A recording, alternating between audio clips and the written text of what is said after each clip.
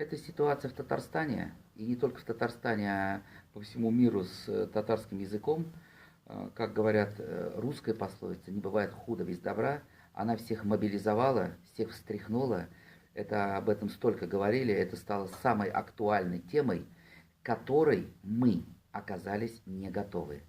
И первым делом вот эти 2800 учителей, эту цифру мы слышим в день по 20 раз, вот эту цифру, по идее, вот это количество 2800 учителей татарского языка. Мы Но можем... сейчас президент сказал 200, хотя всякое может быть. Да, вот. Это прежде всего они все, и прежде всего каждая из них. Да? Мы оказались к этой ситуации не готовы. Наш менталитет не готов. Вот давайте подумаем и сравним с европейскими странами. В очень многих странах считается норма вещей два языка. С детства, с яслей, с детского сада и с начальной школы. Возьмем Швейцарию, где официальных 4 языка. Возьмем, например, Финляндию, возьмем Канаду, где 2 официальных языка. Вот я неделю назад вернулся из Туниса. Там 2 официальных языка. Французский и арабский.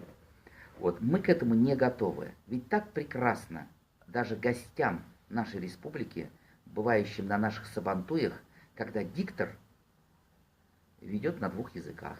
Прекрасно находиться на свадьбе, где тоже ведется свадьба на 2 языках. Хотя большинство присутствующих понимают оба, но это придает многогранность, содержательность, потому что лексикон разный, менталитет разный, преподношение каких-то вопросов разные. У нас есть у татар уникальные пословицы, фольклор, сравнения. У нас такие прекрасные прилагательные глаголы. Возьмем русский язык. Там тоже есть язык Пушкина. Там тоже столько прекрасных изречений, сравнений. В русском языке очень много аллегорий всевозможных. Да? Поэтому это все богатство, 2 языка.